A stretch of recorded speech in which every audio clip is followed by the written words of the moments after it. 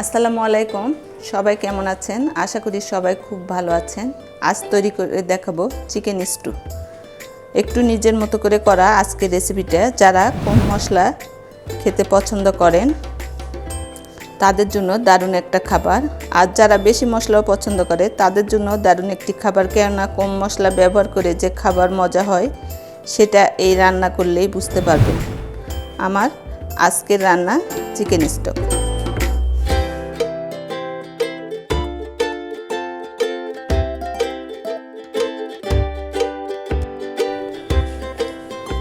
রান্নাটা করার জন্য আমি একটা মুরগি থেকে অর্ধেকটা মাংস নিয়েছি। আপনারা যে কোনো সাইডের মাংস নিতে পারেন। মাংসটা আমি একটু গোলমরিচের গুঁড়া এবং একটু লবণ দিয়ে মেখে নেব।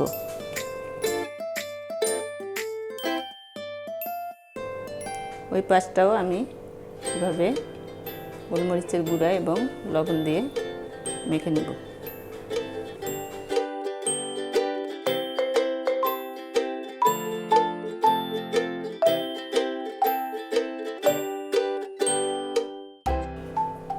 একটু হাত দিয়ে চেপে চেপে দিব যাতে গুঁড়াগুলো আটকে থাকে মাংসের সঙ্গে। চিকেন স্টুটা রান্না করার জন্য এখানে আমি ব্রকলি নিয়েছি, ছোট ছোট টুকরো করে নিয়েছি গাজরগুলো একটু মোটা করে কেটে নিয়েছি। আর ব্রকলির পিছন সাইডটা যে একটু শক্ত হয় এটাও আমি গাজরের মতো করেই কেটে নিয়েছি। আর নিয়েছি 2টা আলু এভাবে টুকরা করে। এখন আমি সরাসরি রান্নাতে চলে যাব।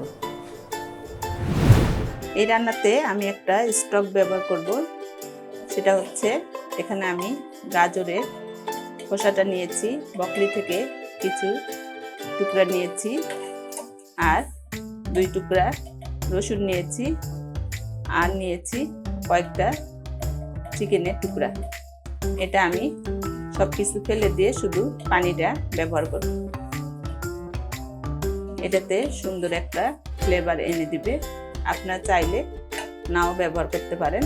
আমি আজকে এই পানিটা দিয়েই আজকে চিকেন স্টুটা তৈরি করব।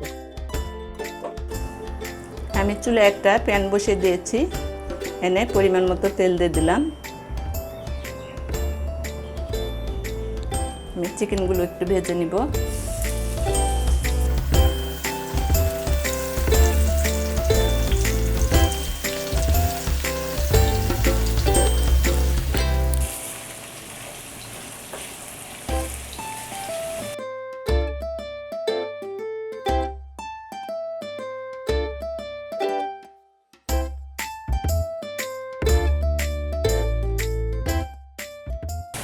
আমি এখন চিকেনগুলো উঠিয়ে নিব। এগুলো বেশি ভাজতে হবে না, আবার এটা রান্না করতে হবে যেহেতু ব্রয়লার মুরগি।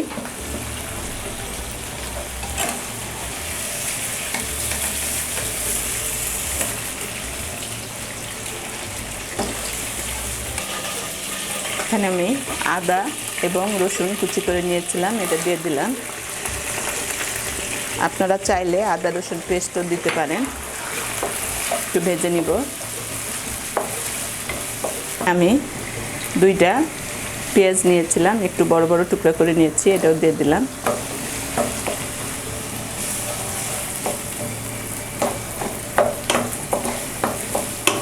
এগুলো একটু নরম করে ভেজে নিব। আমার পেঁয়াজটাও নরম হয়ে এসেছে। এখন আমি গাজরটা এর মধ্যে দিয়ে দেব। গাজর এবং ব্রকলির ডাঁটাগুলো এর মধ্যে দিয়ে দেব। এখানে একটা বড় সাইজের টমেটো কুচি করে নিয়েছিলাম, এটা দিয়ে দিলাম। আপনারা চাইলে টমেটো পেস্টও দিতে পারেন। স্বাদ মতো লবণ দিয়ে দিব।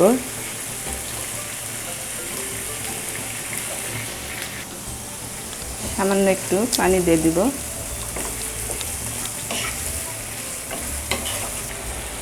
এখানে আমি ওয়েস্টার্ন সয়া সস নিয়েছিলাম, এটা 2 টেবিল চামচের মতো দিয়ে দিব।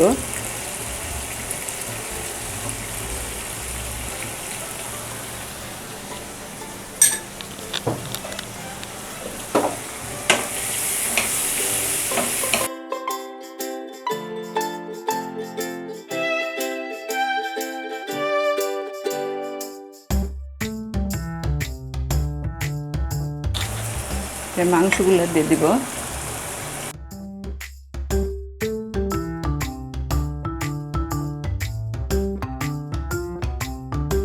আলু নিয়েছিলাম, আলুটা দিয়ে দিলাম। আমি যে চিকেন স্টুটা তৈরি করে নিয়েছিলাম এটা এর মধ্যে দিয়ে দিলাম, অর্ধেকটা দিয়ে দিলাম।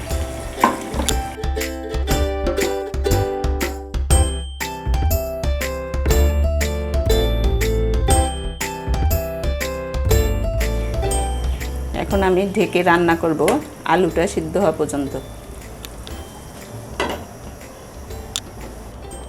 দেখে নিব আলুটা প্রায় আমার সিদ্ধ হয়ে এসেছে। এখন আমি ব্রকলিগুলো দিয়ে দিব, কারণ এটা আমি আগে দেইনি, কারণ ব্রকলি তাড়াতাড়ি সিদ্ধ হয়ে যায়, তা না হলে ব্রকলির ফুলগুলা সব ঝুরঝুর করে ভেঙে যেত।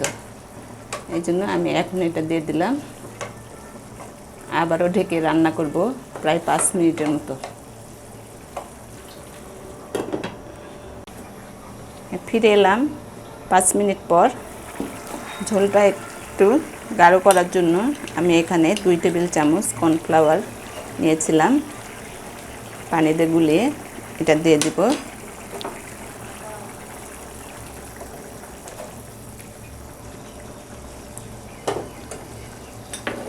আর এখানে 2টা সুগন্ধি লেবু পাতা নিয়েছিলাম, এটা দিয়ে দিলাম। এটা অপশনাল, যদি আপনাদের থাকে তাহলে দিবেন। আমার কাছে ছিল, এই জন্য আমি লেবু পাতা দুটো দিয়ে দিলাম। এই রান্নার নির্দিষ্ট কোনো টাইম নাই, যদি আলুটা সিদ্ধ হয়ে যায় সেক্ষেত্রে রান্নাটা শেষ। আমার রান্নাটাও শেষ, আমি এখন নামিয়ে নেব।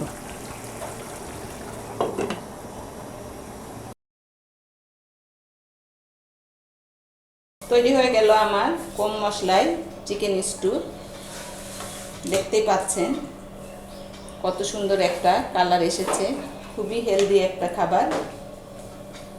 আপনারা যদি এখনও কেউ বাসায় তৈরি করে না থাকেন, অবশ্যই আমার এই রেসিপি থেকে আপনারা বাসায় ট্রাই করবেন। আশা করি আপনাদের সবারই খুব ভালো লাগবে। যারা কম মশলা খেতে পছন্দ করে তাদের জন্য খুব সুন্দর একটা খাবার। বাসায় ট্রাই করবেন, কেমন লাগলো অবশ্যই জানাবেন।